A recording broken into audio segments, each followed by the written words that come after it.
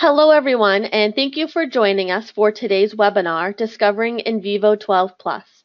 If you have any questions during the presentation, please use the questions panel on the right-hand side, and we will cover at the end with time permitting. Today's presenter is Stuart Robertson, an NVivo Certified Platinum Partner who has worked closely with QSR International for the past decade. Stuart is an experienced educator who first began working with NVivo 2 during his doctoral coursework. And with that, I'll hand it over to Stuart. All right, thank you, Caitlin. Hi, everyone. It's a pleasure to be here today. As Caitlin said, my name is Stuart Robertson, and I actually come at NVivo from a very practical and pragmatic standpoint. It is definitely a tool that I feel helped me be able to do a better job of my initial research as I came into qualitative research, and has enriched not only the work that I've done, but the work that others have turned to me for assistance with. Because of this, NVivo is the global #1 software for qualitative data analysis across all the different markets, from government, commercial to academia. Probably the key features, the key reasons people will turn to software such as NVivo is that it saves time. You're working far more efficiently. You've got pretty much everything in one place that you can begin to quickly, as your aha moments happen, you can turn and move to different pieces of your project. You can quickly organize and retrieve data, uncover connections that just aren't possible manually, and most importantly is rigorously be able to back up your findings with evidence. And that's the key as we're trying to share our findings out with colleagues and stakeholders. I know many of you are familiar with NVivo from the ability to be able to gather many different types of information, import them into one project, be able to work with them and visualize and share, and ultimately be able to have some type of finished product that you can then add to your curriculum vitae to be able to share with your colleagues and others. The wide variety of types of data with which NVivo can work is very powerful. From being able to pull in some of the bibliographic information that you've been collecting right from the very beginning, to being able to take in the text and the video and the audio pieces that you're looking at, survey data as more and more people are working with mixed methods, being able to bring in from Qualtrics, from SurveyMonkey, and now with NVivo 12 being able to exchange with SPSS, so that it just keeps becoming a more integrated part of the research process. For someone like myself who's very visual, the powerful analysis I can take from visualizations really help me sort of step up my research there. And I'm often able to pick up on some subtleties that I might have missed in, say, just text alone. It also gives me a chance to be able to test some hunches, to be able to think, well, what if I look at these two pieces? What if I look at these and see how they might be connected? And it gets my brain working in other directions. Again, being able to view through different lenses, from looking at charts and graphs to the matrix coding query to the new crosstab. So there are time periods where I might want to look for potential patterns in some quantitative counts, but the fact that I can double click on a cell and be right back into my data to me was incredibly important, that I never wanted to be separated from my data, which gives me the story behind the number. Today we're looking at NVivo Plus, which is our most powerful research software. Some of the key features that you can access in there are the automated insights, the fact that we can use an algorithm to detect and code themes or sentiment in your sources to speed up the analysis, which in some cases we do want to try to get into our data quickly so that we can spend our time thinking about what it means in the process and looking at what's there. But also I feel very strongly about the fact that it can help me address the concerns around possible bias. We'll look at the auto coding, and oftentimes people think about it in terms of the beginning of the process. But I have equally used the auto coding feature toward the end of the coding process for two reasons. One, I want to see if the algorithm turns up any topics that I might have missed, just missed along the way, or if perhaps I have a bias that may have blocked me from seeing something that was right there. Looking at additional visualizations, looking at connections and networks, and this is one thing that I did find very powerful. I love the maps that are available in both the Pro and the Plus version. But there are time periods that I'm specifically looking at how pieces of my project, or actually oftentimes it's units of my analysis might be connected, from individual people to organizations. What organizations answer to whom, which organizations turn to whom for funding, to get some of the ideas about how, if I want to get that information out, I can do just that. And that folds right in, of course, to the social network analysis, so that you can start to look at some of these components, looking at degree in, degree out between this closeness, and trying to get a sense of how this network works together and interacts, which in turn may also help you understand how you can get information into that network. Oftentimes we may be studying to find better ways to reach out to a given population or a given group, to be able to get pertinent and important information into their hands. There's also pattern-based auto coding, and this is a feature oftentimes that gets overlooked in NVivo. The fact that you can do some coding of your data, and then in turn ask NVivo to look at the coding you've done and try to detect patterns or trends, and then use those to add additional data to the nodes that you've created. So there's some very powerful pieces here.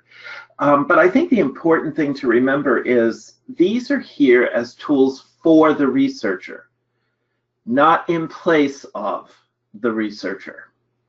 These tools have limitations, but the researcher can use them in very powerful ways. So let's take a look at NVivo in action, and today's focus will be on some of these key tools. So I'm just going to take a moment here and swap my screen out.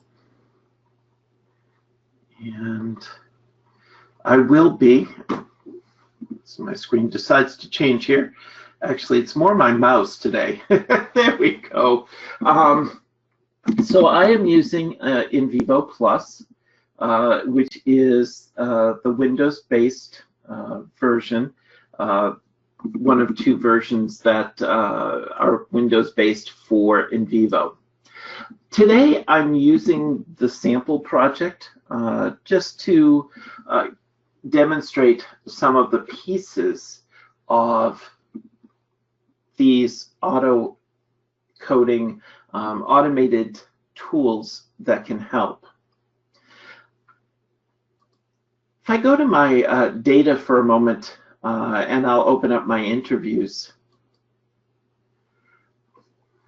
I can use the auto-coding features as I'm bringing in new data or with data that I might already have in place.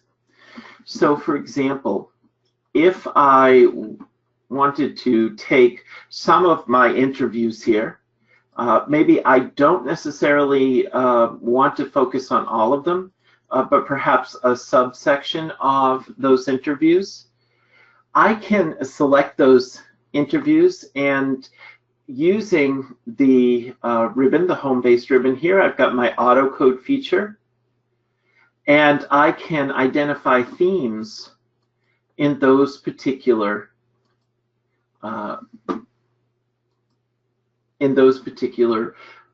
interviews. And right now NVivo is going through, it's using the algorithm. It's looking both within and across those interviews. And I think that's a piece that I really want to make sure that I mention. That in this case, it's looking within each of the interviews, but it's also looking across them. This comes in play, especially if you are working with surveys. I just want to mention one thing with surveys. If you're bringing in surveys where you have multiple open-ended questions, the strategy that may best meet your needs would actually be to allow NVivo to bring in and separate the open-ended questions and then run the auto-coding algorithm on each of the questions. Oftentimes there's disparity between the questions that we ask, and because it looks across all of the questions, that can have an impact on the results. So for maximum benefit, when you're thinking about it in terms of a survey, it's easier or better to bring in the questions and then run it on the questions. In the case of interviews, because there's often a mixing of answers of topics across the discussion, no matter how well we think we have structured it, that does not come into play quite as much.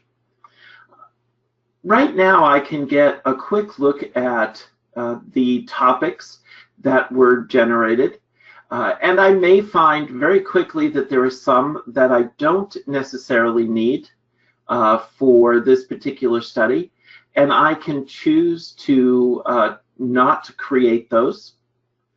I also have potential sub nodes or child nodes, and I may go ahead and keep those intact, and later on I could merge some of those together as I find that they might be overlapping in some of the ways that we're looking at them. I'll go ahead and click next here. I like the fact that I can choose whether I want to code sentences or paragraphs, that I have some control over that piece.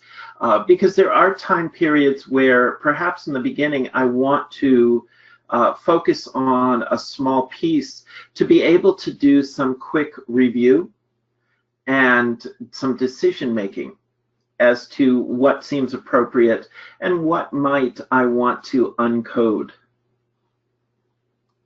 I'll go ahead and click next. In this case, I can place them in a folder called auto-coded themes. I can create another folder if I wish.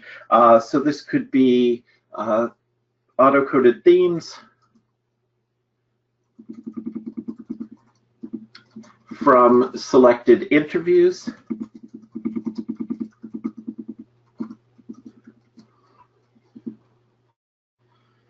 I'll go ahead and click Finish.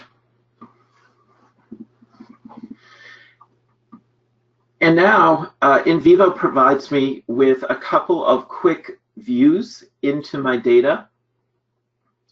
I get a hierarchy diagram that will allow me to see the topics that have been generated, to see the subtopics, child nodes under each of them, and for me to get a sense of what were some of my more popular topics, so to speak. What were my pieces there? And even just being able to bring my cursor over it and see the coding references, see them broken down by direct and aggregated, having that ability in a hierarchy diagram is quite helpful. I also have a matrix so that I can get a sense of what themes seem to be represented in the different interviews themselves. And again, the fact that I can double click on a cell and be able to see the data behind the number is really quite important in order to be able to stay connected with my data. Let me clean up my screen here a little bit, and we'll move over to the node so we can see exactly what took place here. So I have my under my nodes, my auto-coded themes and auto-coded themes from selected interviews, so that I can take a look at the data, how many files are represented, how many references I have, being able to double-click and open up a node so that I can review the data that's there. And again, I always have the ability to be able to uncode. So if I find a piece of data that I know is very obviously not appropriate for that particular node, I can uncode from this node in order to be able to take it out. Of course, I'm always connected back to the original source so that I can start to see what has been coded. And in this case, it has, because I asked it to, it has coded sentences. If I decide that there might be some pieces that don't necessarily need to be coded, or if there's some things that I would like to additionally code, I do have that ability to be able to add to that coding.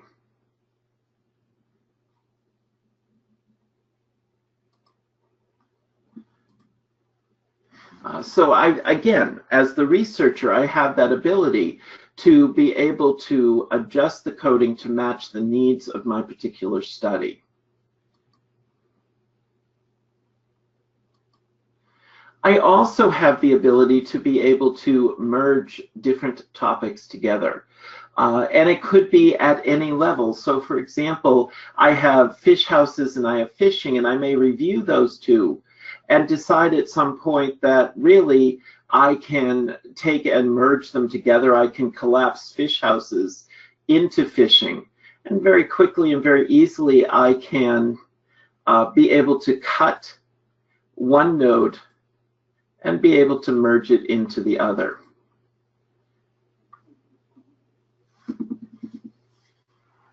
I might also want to get a sense of positive and negative feelings or sentiment across some of these topics so that I can look at my sources, or I can look at my nodes themselves, and I can auto-code to identify sentiment. Again, I'll stick with sentences here. And the sentiment analysis works based on words. So that if you were bringing in, for example, the survey that I mentioned earlier, if I'm bringing in a survey, I can run the sentiment analysis right at the very beginning because it is word specific. basically the algorithm looks at words, provides a value between -1 and +1, and then adjusts that value based on the words around it. So where it is focused on the word, not the context as much across different questions, it is less likely to be swayed from question to question. So that's one you could do at the very beginning, or as I've done here, I've taken a look at it to get a sense of what types of comments are being made across my various topics that I wanted to take a look at. And I wanted to do it that way because oftentimes we think about using it in terms of the files, the documents, the data. But it also has power if I want to take a look at some of these nodes that may have been created here.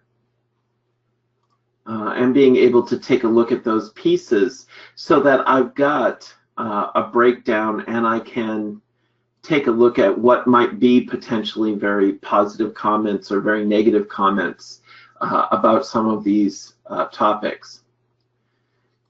Again, because the researcher is still an intricate part of the process, even with the sentiment, if I go to my sentiment nodes, I can open up a sentiment node and I can then review. And if I find something that I feel may not necessarily be very positive, I can quickly change that to what I feel might be more appropriate. Even going down to uncoding it if it's really more of a neutral statement, or moving it to a different sentiment level as I'm looking at some of these pieces.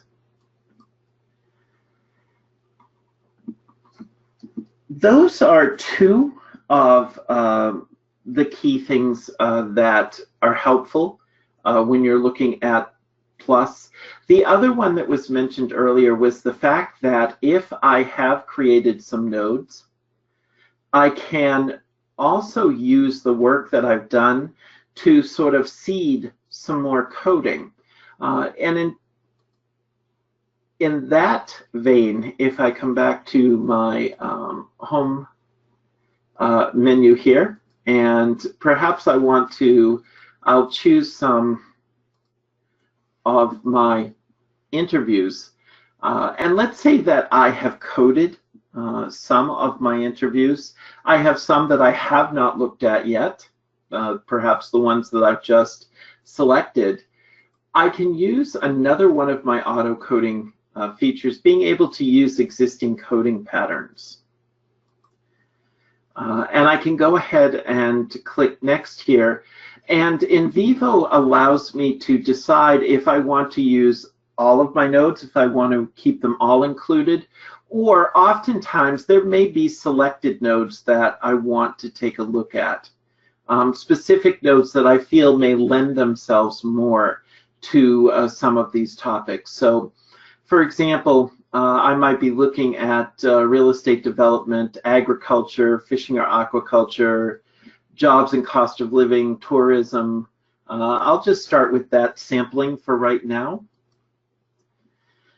I can decide how broad or narrow I want NVivo to apply the patterns that it finds. Basically, I'm making a decision. Do I want it to code more or less? Sometimes I may want it to code more so that I can go in and begin to weed out the pieces that I don't necessarily want there. On the other hand, there may be time periods where I'd like to get it as tight as I could so that I would perhaps minimize the amount of weeding out that I'd have to do.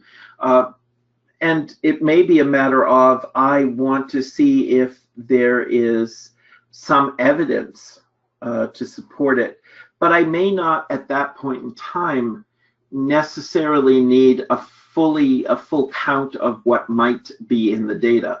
It depends on the questions that I'm answering.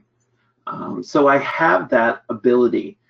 For this run, I'll leave it right in the middle, just to get a sense of what might be happening.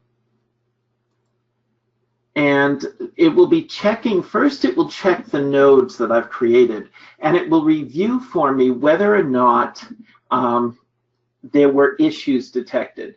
So I have a number of nodes in which no issues were detected. So it's probably, there's enough there NVivo feels that we can move forward without any problem. I do have some, though, in which there was inconsistent vocabulary. And in a case like this, I may then want to go back and review these nodes to think about why, pardon me, what might be in the vocabulary there that's giving that inconsistency. Pardon me just a moment, I'll be right back with you.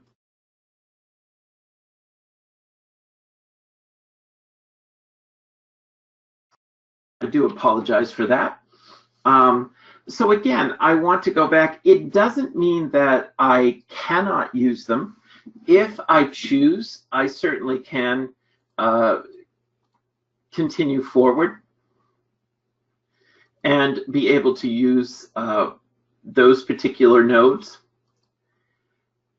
And NVivo will then go through and I can start to see each of the sources that I selected, and I can see how many references were taken from each and applied to specific nodes. Okay. So this is one where you're doing some groundwork, or I sort of say seeding it, insofar as you're going to do some initial coding so that NVivo can then use those patterns to continue the auto coding part of the work there. The other piece in NVivo Plus that I wanted to touch upon was the idea of being able to dabble into social networks and social network analysis. And that can come in a couple of different ways. Oftentimes, one of the first ways will happen in the relationships that are created. When putting together a project, you may be creating relationships, if it's among people, who works with whom, who talks with whom, who answers to whom. If you're bringing in, for example, an Outlook, bringing in your email, and you have a whole bunch of emails, it will generate a network sociogram so you can see who's emailing whom, who's responding to whom, and get a sense of what may be happening there. One of the groups that I worked with was actually looking at the relationship among providers of infrastructure in a local region. And they were, they created the relationships, which companies turn to which companies in order to subcontract or get supplies, and be able to see if you needed to interact with this system or if you needed to infuse something into it, where were some of your key points to be able to do that. In the sample project, what I did is I created some additional relationships, things such as works with, talks with. They have a few that showing is married to. And the reason that I did that was under the Explore tab. One of my options is to take and look at a network sociogram. And I can decide which cases or which pieces of search folders I might want to include. In this example, under the interview participants, I focused on those.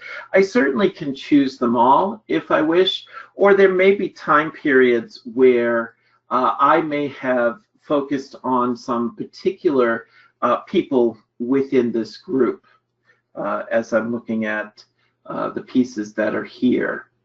So let me just grab a couple of more people. And I'll go ahead and click OK.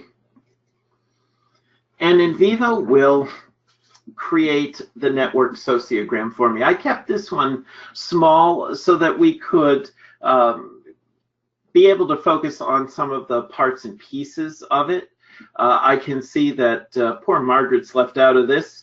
So I may want to look at that and say, okay, did I miss some relationships with Margaret that might be there, or might there be a reason why she might be offset from the rest of this group?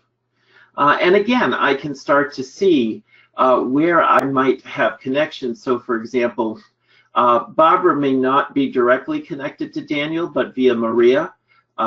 There certainly can be an exchange of information or thoughts and ideas going on here. I can focus on particular relationships if I wish. So I could turn off is married to and focus just on talks with, or be able to redraw some of those pieces as needed. I can also adjust the display so that I can look at the size of the vertices. And then maybe with this one, I might look at between this. You know, where am I higher between this? So Barbara right now became my largest vertices, and Maria is there. So I can start to see who are my interconnected people as I'm looking at some of these. Or I might want to look at colors based on degree out. Who am I going to turn to if I want to get information out into this network? Or even scaling the edges by number of relationships. So I've got an ability to start to be able to visualize what's happening here. I also have the ability to see the centrality measures that are going along with it. So if I am trying to incorporate some social network analysis into my project, I've got tools now that I can begin that process within NVivo. I can also export. I can export my list if I wish. I can send it out to Excel, for example, rich text format, PDFs if I wish, figuring out how it might best serve the pieces that I have here. The same thing is true if I'm looking at my diagram. I always have the ability to export the diagram. I can export it as an image or as an edge list, depending on what other software I might be using within the project. This is, from the Explorer, is the network sociogram. So I'm taking a look across the network that I have here. But I can also create and look at connections for a particular piece of my project. For example, with the cases, I'll go into my people cases here. And for my interview participants, I'll choose Barbara. And I can create an egocentric sociogram so that Barbara will be the center of my sociogram here. And I can start to see where there are connections. So I'm bringing in where she grew up, talks with, grew up in, went to school at, and start to see some of those pieces. I've got, right now, as I'm looking at this in my sociogram, 2 levels going on here. Barbara talks with Maria, and I can start to see how many steps. So I've got 2 steps. I can then come over to my display, and there is a third level here if I wish. So I can add a third level to this connection. And suddenly I start to see a very complex connection between and among items from my project. Again, using Barbara as the center point in this collection. I also wanted to point out that with the social network analysis, if I have brought in social media, and in particular, if I've brought in something from Twitter. So there's an example, the Twitter, Cataract County on Twitter. When I open up that piece that I've brought in, I have a lot of my traditional pieces here. So I definitely have my data set where I'm looking at my usernames, my tweet types, retweets, and all of that great information. I've got the ability, if there were locations given, to look at the map. But in Plus, I also have a Twitter sociogram. And I can begin to visualize what might be happening within my within those connections. And this one focuses on retweets and mentions, so I can see who's mentioning whom, who may be retweeting whom as I'm looking at this. So it gives me another component, another way of being able to look at the data that I'm bringing in to this particular structure. All right, let me step out for just a moment here. I want to go back and touch upon a few other points in the PowerPoint, and then I will open up the question panel and see what has come in via the questions. Again, today we looked at NVivo Plus, and in particular, a lot of the automated features.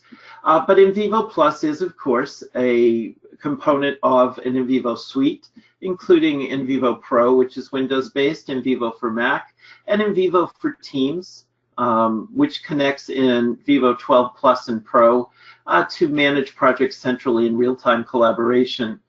Centralized data storage and backup abilities become involved. But again, the basis of everything that you do is the NVivo program itself. There are NVivo certification courses. There is a certified expert course. This is designed to work with someone who has been working with NVivo, and give them some additional skills so they could consult at your university to be able to be a go-to person. And in the CHEST agreement, there are, depending on when you have recently upped, so to speak, in the CHEST agreement, there may be abilities there for up to 2 people to become certified experts. Again, you would want to check with your representative. There's also a certified trainer option for people who want to go beyond. You start out through the certified expert, and upon completion and the ability to do some training, you can then later, if you wish, apply for the certified trainer, which will be listed on the QSR International website as a certified trainer. And this would be for someone who might want to run their own training business. Getting started with NVivo, we've worked very diligently to make it as easy as possible. We have revamped the customer support and resources, from the Welcome to NVivo video, which comes up when you open a project and you have access to there, to the Getting Started tutorials, which can be found on the NVivo website in the customer success section, which is, again, being designed and to be a resource-rich place that NVivo users can go and take advantage of all that's available. Free educational webinars, something such as this one, or we may be doing others where we'll have guest speakers come in and talk about how they've used NVivo in a very practical way and how they've thought about it and making it part of their research. There is an FAQ section, and of course NVivo Help is there. There's online communities that are available to you. And if you have people outside your organization that maybe haven't tried it yet, letting them know that there is a 14-day free trial if they want to give it, get a sense of how it works. If you're looking at this and thinking that you'd like to be able to take advantage of some of the capabilities in NVivo Plus, current NVivo Pro Chest Agreement customers can now upgrade to NVivo Plus for a significantly reduced fee. So please, please, please reach out to the NVivo office, the EMEA office, to find out about a quote. It may be a great opportunity for you to be able to offer some additional powerful tools to faculty and students to help them go further with their research. All right. At this point, I'm going to open up the question panel and just see if any have come in.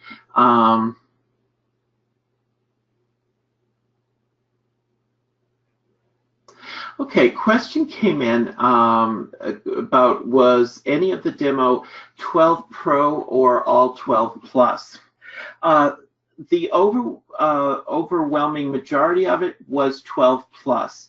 The algorithms, the sentiment, the thematic, and the social network are all available only in 12 Plus. I'm trying to think if the last one that I showed, the coding, may now only be available in 12 Plus. If there was anything that was in Pro, it would have been the last one. I do apologize for a moment. I'm having a brain hiccup, as they say. At one point it may have been, but it may have moved to Plus. However, the remainder of the materials are definitely all in Plus.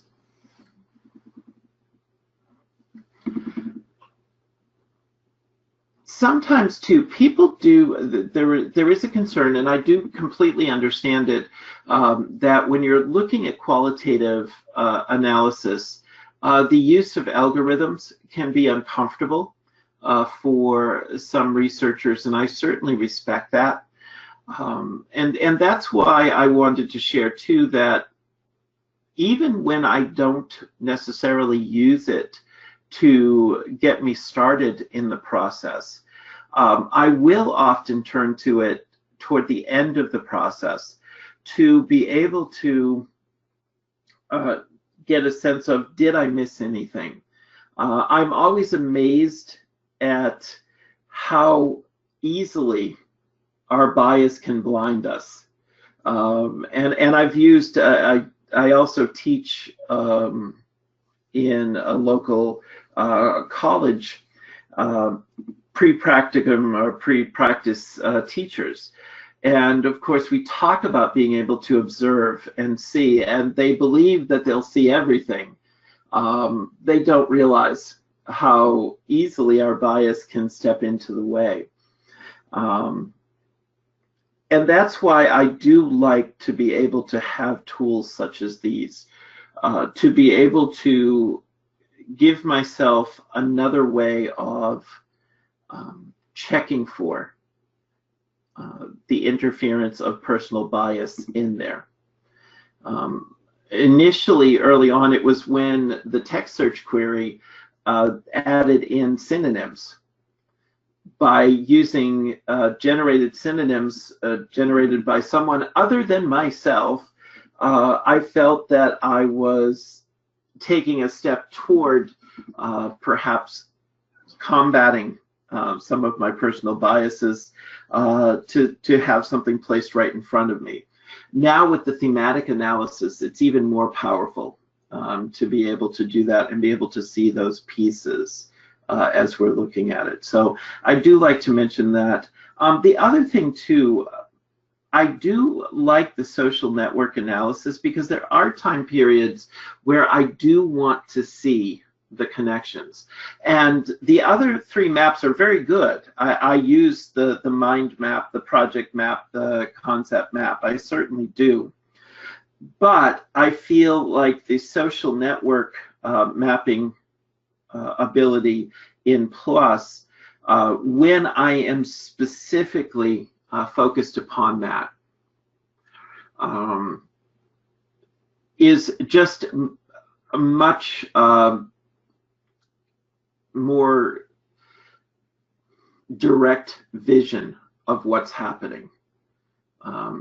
I feel that it gives me a clearer picture, and I really appreciate that ability to be able to do that as well.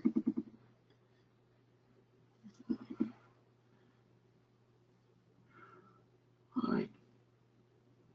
Right now, I don't see any more questions, and I do realize we are heading towards the top of the hour, and I do want to be respectful of your time. And thank you so much for taking your time out of your busy schedule to be with me today. I do hope this gave you some information that you can think about and think about in terms of your students, your faculty, the users of NVivo in your organizations, and see if this may be a time that you're able to give them some additional tools to strengthen the great work that they're already doing.